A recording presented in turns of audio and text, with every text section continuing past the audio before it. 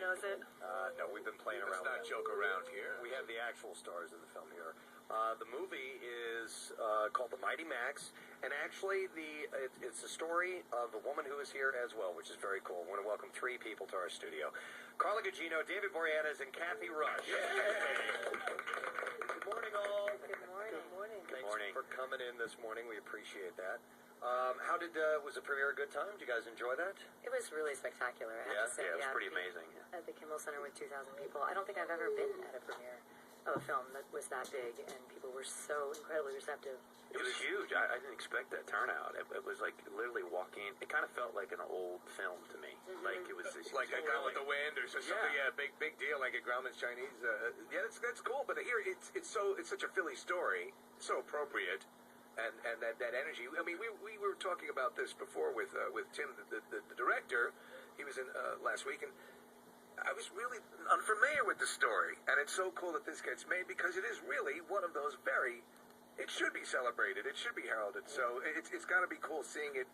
Because the movie's been, I guess, on the shelf for a couple of years, right? And finally seeing it released has got to be a big energy rush. It is. It's so exciting, and it's so amazing to be able to be having Kathy sitting at our side, the person who, if she hadn't lived the life that she's led and been as courageous as she has been, we would never have this movie. I have to ask you, Carla, you're playing Kathy. Is it a case where could you not be on the set, or could you be on the set and guide? Because I assume it could be a double-edged sword. Well, she's a very busy woman, but I would love to have had her on the set every single day. But we did get to have some really good talks and some good, and as soon as I sort of felt like I was in sync with what she felt was right, then I felt like I was on my way. Oh, okay. All right. Well, Kathy, how do you think they did with the story? I think they did a great job with the story, and the story goes back 40 years. I can't believe I'm that old. But, in thinking about it, the dream always has been for this to, Immaculata Story is a dream come true. And to get this movie to the screen was another dream, and so many stops and starts along the way. And to see this cast and these beautiful people playing our roles really is a dream come true. That's cool. So, I mean, obviously, you're all there, and I mean, you're watching. This is your story. Was there one thing that you said, I wish they included that, or one thing you thought, I wish they left that out? There was one thing that brought me to tears. Actually, there's a scene in the movie where the team comes back after a loss, and the entire student body, which was only about 400. Shows up for them in the rotunda, which is a section of Immaculata College, and I was on the second level, and as I saw Carla come in, it just brought me to tears because it was so real.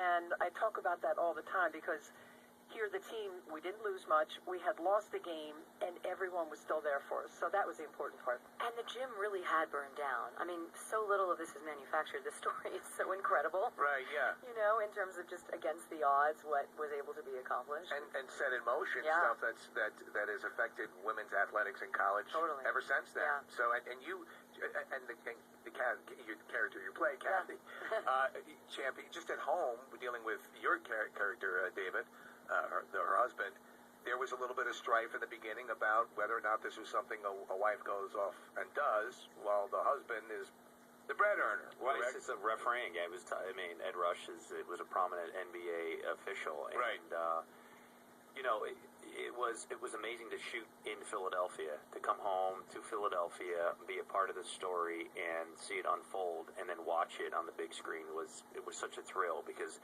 it was great to see old friends that I had seen from high school, and like Jim Gardner was there, and he loved it, and cool. it was really amazing to have family there as well. What kind of concession food does Jim Gardner get at the movies? Is he a snow cap guy or a junior mint guy? Twizzlers? No, he was he was visiting us in Los Angeles, and I asked him if he wanted a Coke Zero, and he was like, no, he's never had a Coke Zero. And that should tell you what LA is all about. I was going to say only people in Los Angeles. Hey, Carla, before you guys were shooting here, did you know that David's dad was a big deal in Philadelphia? This is what I've heard. Yes. Well, clearly wherever we go, they won't stop talking about it. Another thing at the premiere, which was really cool, was that, Kathy, you obviously were there, but the whole team was there, too. And at the end, Tim, the director, he had everybody stand up, so you got to see everybody. I thought that was so cool. Just that, you see the movie, you see what it's about, and then you see the real people sitting right there. So moving and so incredible to see the legacy that this has had. And so many of the I was going to say girls, so many of the women have not been together. One of the players actually left after the national tournament and never returned to Immaculata after her freshman year. So I hadn't seen her in, there we go again, 39 years. And we got together, we had a big photo shoot, and I was sort of thinking about as we're standing there, all of these people, when you have great friends and there's a gap in when you see people, you go back to just exactly where you started. You pick right up. And That's very cool. It was amazing. They were all there, and actually part of them were actually in a scene in the movie as well. Kathy, had you guys had reunions with the team over the year? We've had reunions, and we've said for years, they're going to drag us all out in wheelchairs at some point, 10, 15, 25. And at our 25th reunion, we actually got rings for the national tournament win.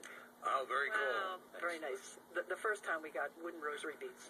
Hey, David, I have to ask you, we saw some footage of you playing hockey. How did we come by this? A guy named James Van Riemsdyk. You might have heard that name. What a name. Yeah, JVR sent that over the weekend. I guess that was you in high school, squaring off with somebody? That was a celebrity tournament event that we did. I think it may have been like 6 years ago. I think it may have been at Sundance or You squared off at a celebrity? Well, it was literally, look, somebody wanted to go. I was just entertaining the event and being a part of the whole. And it just got to a part where I decided I was showing my true Flyer colors underneath the jersey. I think we all saw that, correct? Jersey, man. That's awesome. That makes it even better that it's at a Sundance relate. Your career is established, and you're throwing a smackdown on someone. Well, I'm a Philly boy. What can I tell you? Yes, When we were shooting this film, Teresa Binder, who did the costumes for the film, and she's a Philadelphia girl. It was amazing to kind of get into these outfits, and we were shooting, and it was hot, and the polyester. I don't know how they do it.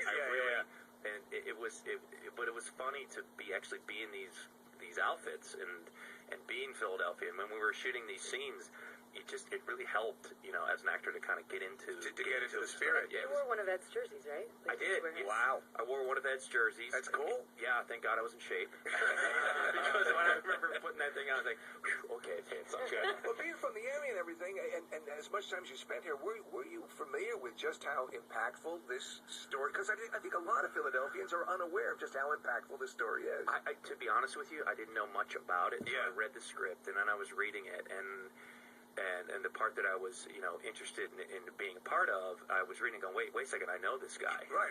A quick story, I was in high school in my freshman year. I used to go to the Sixers games, and with my friend, he took me, and the person who ended up taking me was Ed Rush. So he would take me to Sixers games, Jerseys games, and it was pretty amazing to be on the floor. And cut to 20 years later, there I am portraying him in this film, and it was pretty crazy. You spent the time talking about his hot wife, right? It was a great experience. Cool. Just to be a part of this film was amazing. That's great. Were there any standout performances that took place? Guys. There was this one scene at an airport. The flight attendant was so Awesome.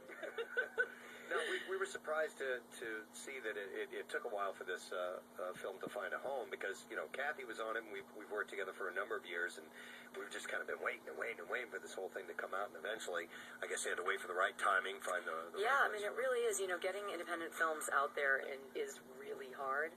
And the fact that this is going to have actually a bunch of theaters, I think it's coming out in 1,000 theaters, is a huge accomplishment. So it's great that I think it was worth the wait in that way. And the movie itself has just such a huge heart that for me, that was one of the reasons that, you always kind of as an actor come in and kind of give your thing and you leave and see what happens to it, Right. And in this particular case, I really have been so hoping that it gets its share and that people actually get to see it. So it's exciting. I have to tell you, Carla, that Preston, prior to the interview here, earlier in the show, said, please keep an eye on me on the off chance that I geek out or become, I'm so in love with you. I'm a big fan, and I think you're a beautiful woman. Thank you. And to our trained ear, I can hear him. He's like, the brain's going, but nothing's working. Just looking at him. Yeah. Trying to be too obvious about it. He's an Uber fan. So So. Thanks, man. I think you are an Oscar caliber actress. I think that it will so happen much. one day, and Maybe for this very role. Yeah. Well, you have to God's ears. you have to see this movie though. I mean, the one scene when